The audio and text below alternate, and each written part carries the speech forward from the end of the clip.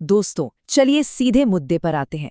28 फरवरी 2026 आधुनिक इतिहास का एक ऐसा दिन जब एक सैन्य और खुफिया ऑपरेशन ने पूरी दुनिया को चौंका कर रख दिया। ये कोई रातों रात लिया गया फैसला नहीं था, बल्कि एक ऐसा मिशन था जिसकी प्लानिंग में पूरे 10 साल लगे। आज के इस विश्लेषण में हम उस बेहद जटिल अमेरिका इजराइल जॉइंट खुफिया ऑपरेशन की परतें खोलेंगे, जिसके तहत ईरान के सुप्रीम लीडर अयातुल्ला खामेनेई को एक अभूतपूर्व हमले में निशाना बनाया गया। ये सिर्फ कोई आम हवाई हमला नहीं था, ये जासूसी, साइबर वॉरफेयर और जियोपॉलिटिकल टाइमिंग का एक ऐसा मास्टर क्लास था जिसे देखकर अच्छे रणनीतिकार भी हैरान रह जाएं।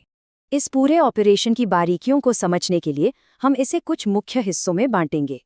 हम देखेंगे कि कैसे रणनीतिक फोकस बदला, राजनीतिक गठबंधनों ने क्या भूमिका निभाई, साइबर वॉरफेयर का कैसे इस्तेमाल हुआ, खुफिया एजेंसियों का जॉइंट ऑपरेशन कैसे चला और फिर फाइनल काउंटडाउन से लेकर उस दिन के अचूक हमले तक क्या क्या हुआ। तो शुरुआत करते हैं इस बात से कि आखिर इस पूरी स्ट्रैटेजी में बदलाव क्यों आया। 2017 तक इजराइल की रणनीति बड़ी सिंपल थी, ईरान के परमाणु कार्यक्रम को धीमा करना। लेकिन यहाँ एक डेडलॉक बन गया था। जितनी बार इजराइल किसी फैसिलिटी को तबाह करता, ईरानी लीडरशिप उसे किसी नई जगह पर फिर से खड़ा कर देती। ये एक न खत्म होने वाला लूप बन चुका था। फिर आता है साल 2018 का वो टर्निंग पॉइंट। जरा सोचिए, मोसाद ने तेहरान के शूराबाद में एक वेयरहाउस से आधा टन, जी हाँ, आधा टन गुप्त परमाणु दस्तावेज और डिस्क चुरा लिए। इस भारी भरकम डेटा से एक ऐसे अंडरग्राउंड नेटवर्क का खुलासा हुआ जो सैटेलाइट्स की नजरों से भी पूरी तरह छिपा हुआ था। इस खुलासे के बाद इजराइल की युद्ध कैबिनेट को समझ आ गया कि केवल इमारतों पर बम गिराने से कुछ नहीं होगा। जब तक मौजूदा लीडरशिप वहां है, वे प्रोग्राम को दोबारा बनाते रहेंगे। बस यहीं से पूरा फोकस परमाणु साइट से हटकर सीधे टॉप लीडरशिप की ओर शिफ्ट हो गया। लेकिन किसी देश के शीर्ष नेता को निशाना बनाना कोई छोटी बात तो है नहीं, है ना? इसके लिए बिल्कुल सही राजनीतिक माहौल का होना बहुत जरूरी था, वरना एक बड़े क्षेत्रीय युद्ध का खतरा था। इजराइल को इस बात का पूरा अंदाजा था कि उन्हें अंतर्राष्ट्रीय दबाव से बचने के लिए अमेरिका के ठोस समर्थन की जरूरत पड़ेगी। अब अगर हम उस समय के राजनीतिक माहौल को न्यूट्रल नजरिए से देखें, तो बाइडेन प्रशासन ने अप्रैल और अक्टूबर 2024 में इजराइल को किसी भी कड़ी जवाबी कार्रवाई से बचने की चेतावनी दी थी। इसीलिए इजराइल ने एक रणनीतिक ठहराव लिया। उन्होंने नवंबर 2024 के अमेरिकी राष्ट्रपति चुनावों का इंतजार किया। डोनाल्ड ट्रंप, जिनके अभियान को इजराइल समर्थक डोनर्स का भारी समर्थन प्राप्त था, चुनाव जीत गए और उनके आते ही इजराइल को भरोसा हो गया कि अब उन्हें इस बड़े कदम के लिए अमेरिका की हरी झंडी मिल जाएगी। राजनीति ने इस हमले की टाइमिंग पूरी तरह सेट कर दी थी। राजनीतिक जमीन तैयार होने के बाद सारा फोकस आ गया सीधे टारगेट पर, तेहरान का पास्चर स्ट्रीट कंपाउंड। 30 एकड़ में फैला ये कंपाउंड कोई मामूली जगह नहीं थी। इसके 3 स्तरीय सुरक्षा घेरे थे और इसके नीचे एक ऐसा बंकर था जहां पहुंचने के लिए एलिवेटर से पूरे 5 मिनट तक नीचे जाना पड़ता था। ऐसे किले को फिजिकली भेदना लगभग नामुमकिन था। और यहीं एंट्री होती है इजराइल की elite military intelligence team unit A200 की। सिग्नल इंटेलिजेंस और साइबर ऑपरेशंस में माहिर इस यूनिट ने मोसाद के ह्यूमन नेटवर्क के साथ मिलकर उस अभेद्य किले को डिजिटल रूप से भेदने का काम शुरू किया। उनके तरीके वाकई हैरान करने वाले थे। कंपाउंड के स्टाफ और डॉक्टरों के फोन को NSO के पेगासस स्पाईवेयर से हैक किया गया। अंदर जाने वाले खाने और बाहर आने वाले कचरे तक की कड़ी निगरानी की गई। लेकिन सबसे बड़ा गेम चेंजर क्या था? चीनी कंपनी टैंडी और हिकविजन के सिक्योरिटी कैमराज। यूनिट 8200 ने इन कैमरों के सिस्टम में मौजूद एक बग का फायदा उठाया और पास्चर स्ट्रीट कंपाउंड के अंदर लगे कैमरों को हैक कर लिया। सोचिए, उनके खुद के कैमरे अब इजराइल को लाइव वीडियो फीड दे रहे थे। जमीन पर तो कैमरे हैक हो चुके थे, लेकिन आसमान से भी एक निगरानी का जाल बिछाया जा रहा था।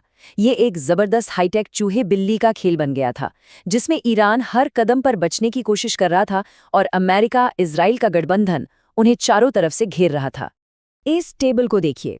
ईरान काउंटर सर्वेलेंस के लिए हर मुमकिन कोशिश कर रहा था। इलेक्ट्रॉनिक डिवाइस बैन कर दिए गए, कंपाउंड को फाइबर ऑप्टिक केबल से जोड़ा गया ताकि सिग्नल बाहर न जाएं, और विजिटर्स की आंखों पर पट्टी बांधी गई। यहां तक कि अमेरिकी सैटेलाइट्स के ऊपर से गुजरने के टाइम के हिसाब से अपनी मूवमेंट सेट की। लेकिन दूसरी तरफ काउंटर मेजर्स और भी एडवांस थे। KH-11 और ऑफिक्स सैटेलाइट्स इतने पावरफुल थे कि कारों की नंबर प्लेट तक पढ़ सकते थे। और सबसे अहम था अमेरिकी ओरियन सैटेलाइट, जो वॉकी टॉकी सिग्नल्स को पकड़कर सीधा ऑस्ट्रेलिया के रेगिस्तान में CIA के पाइन गैप बेस पर भेज रहा था। जानकारी का एक ग्लोबल नेटवर्क काम कर रहा था। अब आप ही सोचिए, हजारों घंटे के वीडियो, सैटेलाइट इमेजरी और फोन कॉल के इस विशाल डेटा को कोई इंसान कैसे प्रोसेस कर सकता है? यहीं पर आर्टिफिशियल इंटेलिजेंस ने अपना कमाल दिखाया। पैलेंटियर के मावेन सिस्टम ने इस डेटा का विश्लेषण किया और सिर्फ 90 मिनट में 98.7% एक्यूरेसी के साथ पैटर्न ऑफ लाइफ की भविष्यवाणी कर दी। ये AI इतना एडवांस था कि चलने के तरीके और बॉडी पोस्चर से असली टारगेट और बॉडी डबल के बीच का फर्क बता सकता था। है ना कमाल की बात? तो लीजिए, लगभग 1 दशक की इस लंबी और थका देने वाली प्लानिंग के बाद अब वक्त था इस खुफिया जानकारी को एक्शन में बदलने का। इस टाइमलाइन पर नजर डालें। नवंबर 2025 में तय हुआ कि अगली तिमाही में हमला किया जाएगा। 23 फरवरी 2026 को पक्की खुफिया सूचना मिली कि 28 फरवरी को पास्चर स्ट्रीट में एक हाई लेवल मीटिंग होने वाली है। लेकिन सबसे बड़ा ब्रेक थ्रू मिला 27 फरवरी को, जब पता चला कि ये मीटिंग उस गहरे अंडरग्राउंड बंकर में नहीं बल्कि कंपाउंड के ऊपरी हिस्से में होगी। इसी एक खबर ने इजराइल और अमेरिका को हमले के लिए फाइनल ग्रीन सिग्नल दे दिया। 28 फरवरी 2026 की वो सुबह आ गई। F-35 और F-15 लड़ाकू विमानों ने उड़ान तो भर ली थी, लेकिन तेहरान के हवाई क्षेत्र में प्रवेश करना, जो कि भारी वायु रक्षा प्रणालियों से घिरा हुआ था, बिल्कुल भी आसान नहीं था। इसके लिए उनकी ढाल को तोड़ना जरूरी था। और इस ढाल को 3 बेहद सटीक तकनीकी हमलों से पूरी तरह पंगु बना दिया गया। पहला कदम, यूनिट 8200 ने डिफेंस नेटवर्क में छिपाए गए मैलवेयर को एक्टिवेट किया, जिससे अचानक ईरान की रडार स्क्रीन्स ब्लैंक हो गईं। दूसरा कदम, अमेरिकी नेवी के EA-18G एयरक्राफ्ट ने भारी इलेक्ट्रोमैग्नेटिक जैमिंग शुरू कर दी, जिससे बचे खुजे सिग्नल्स भी जैम हो गए। और अंत में इजराइल द्वारा ईरान के अंदर ही स्मगल किए गए ड्रोन्स ने जमीन से उड़कर S-300 और बावर 373 एयर डिफेंस बैटरियों को तबाह कर दिया। अब लड़ाकू विमानों के लिए रास्ता एकदम साफ था। ठीक सुबह 9:40 बजे लड़ाकू विमान टारगेट के बिल्कुल ऊपर थे और फिर 30 ब्लू स्पैरो हाइपरसोनिक मिसाइलें दागी गईं। पूरी 30। वायुमंडल के बाहर जाकर ये मिसाइलें 90 डिग्री के कोण से हाइपरसोनिक स्पीड पर नीचे आईं।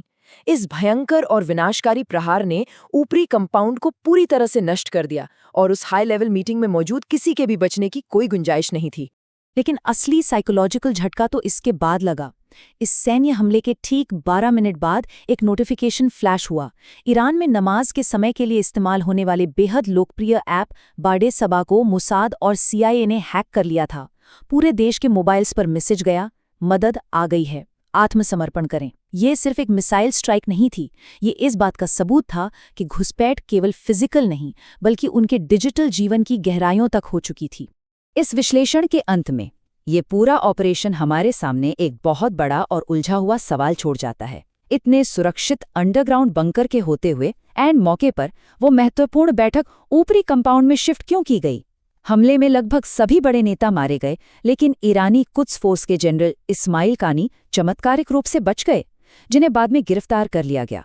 क्या ये लोकेशन शिफ्ट किसी अंदर के ही व्यक्ति की साजिश थी?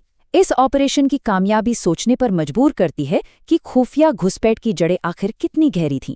खैर, आज के इस विश्लेषण में बस इतना ही। ये आधुनिक रणनीतिक युद्ध का एक ऐसा पन्ना है जिस पर शायद आने वाले कई सालों तक चर्चा होती रहेगी।